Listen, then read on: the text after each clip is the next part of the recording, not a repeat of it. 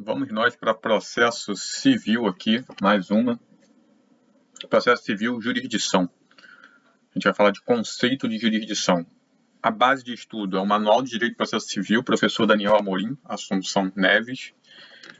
E eu não botei a foto do livro aqui, mas depois numa outra eu coloco. Então, processo civil, jurisdição, conceito. Aquele mesmo esquema, coisa rapidinha, só para a gente entender aqui o que vem a ser jurisdição de acordo com o livro dele. Jurisdição, ponto 1.1, conceito.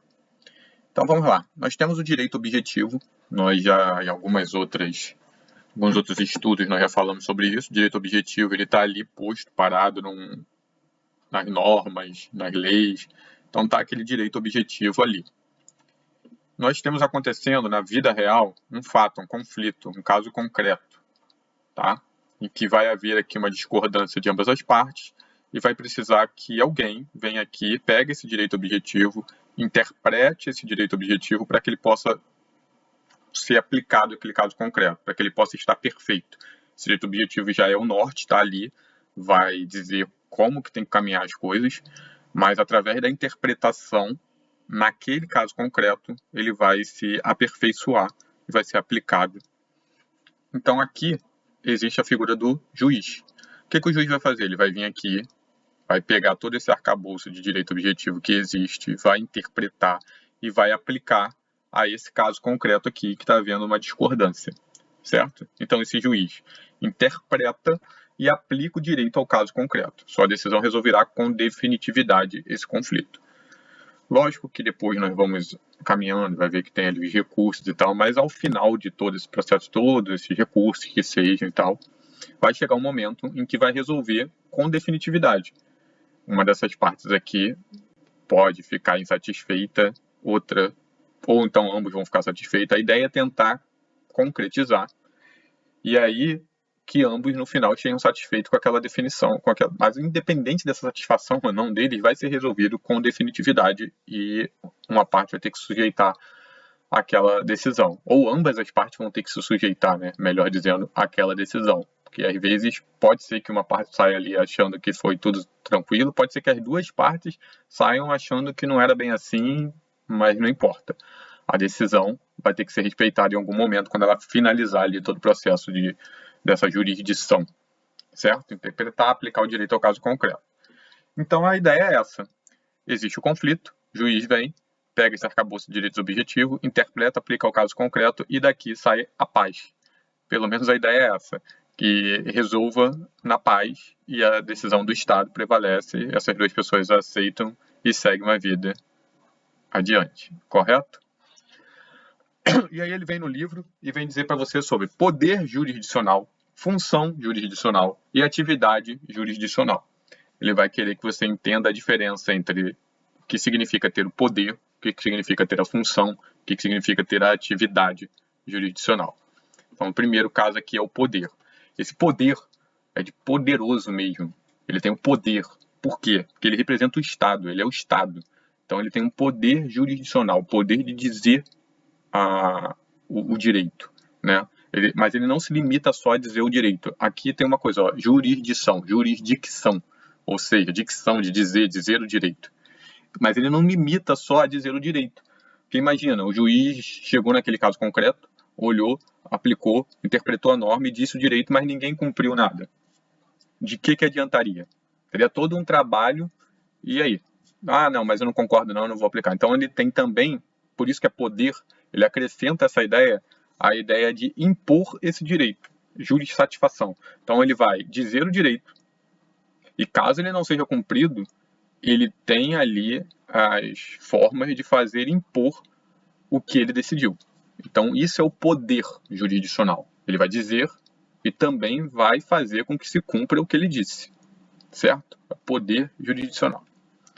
Aí nós vamos para a função jurisdicional. A função é a quem a Constituição, ou alguma lei ali, mas em regra a Constituição, a quem ela atribuiu aquele poder, aquela função, quem vai poder falar isso? Quem vai poder dizer esse direito? Jurisdição, certo?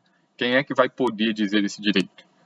Isso é a atribuição, um cargo. Em regra, isso é do poder judiciário.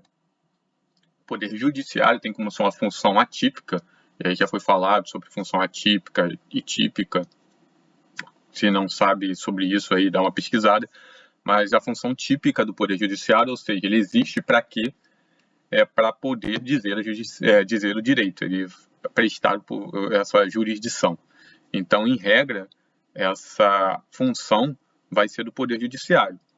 Para 98, 99% dos casos e tal, vai ser do poder judiciário. O poder judiciário que vai ter a função de dizer esse direito, certo?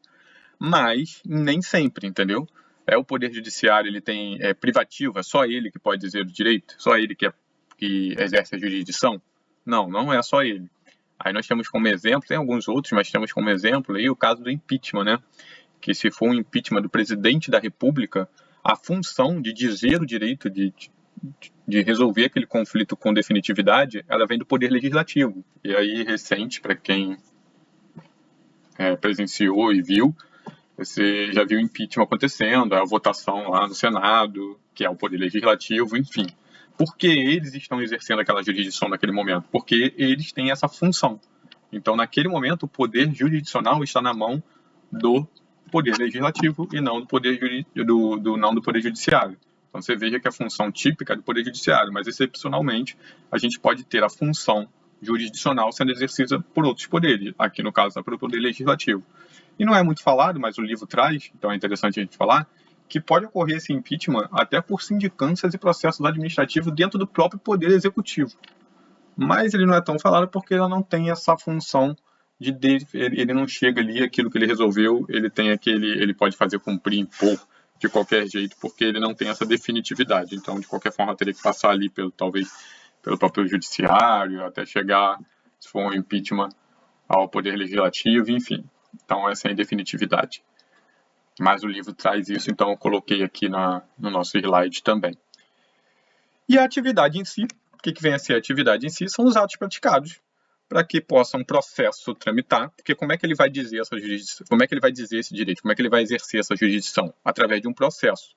Então, o processo vai tramitar, dentro do processo tem atividades que precisam ser tomadas, que são realizadas, que são essas atividades, certo? Então, nós temos o juiz, através do processo, ou seja, das atividades ali dentro do processo, ele vai exercer o poder. Então, ele representa o Estado na figura de poder, por isso que ele é chamado de Estado-juiz. E como é que ele vai exercer esse poder? Organizar através de um processo. Dentro desse processo vai ter atos que vão sendo praticados. Então, essa é a atividade jurisdicional. Toda a atividade que é exercida até ele chegar no final, à conclusão, e realmente dizer o direito, e realmente poder fazer cumprir o que ele interpretou da lei lá da legislação objetiva, certo? E aqui a gente, para finalizar, porque vai falar depois em um outro vídeo, tem os equivalentes jurisdicionais. Então agora a gente já sabe o que é a jurisdição, quer dizer o direito. Quem diz o direito, em regra, é o Estado, através do Estado-juiz. Pode ser através, em regra, pelo poder judiciário, mas com exceção, pode ser que essa função seja atribuída a outros poderes, certo? E nós temos aqui os equivalentes jurisdicionais. Por quê? Porque a solução de conflitos, ou seja, isso tudo que a gente estudou agora, ela não é monopólio do Estado. Você pode solucionar o conflito de outras formas. Aquela é uma das formas, que tem como dizer com definitividade e tal, mas você pode solucionar esse conflito, e às vezes com definitividade, de outras formas, tá? Então não é monopólio do Estado. Aquilo que a gente estudou até agora aqui, jurisdição como sendo a função do Estado ali. Mas ela pode, através da autotutela, da autocomposição, só conhece muito conciliação, através de uma mediação, através da arbitragem. A arbitragem, ela é uma jurisdição, por exemplo, privada, não é nem pública. Lógico, vai ter que aceitar, vai ter tudo isso, enfim.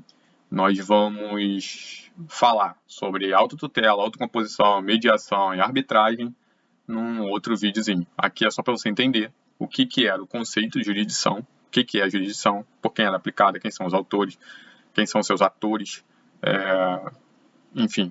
E que existe aqui alguns equivalentes jurisdicionais, que ela não é um monopólio do Estado, certo?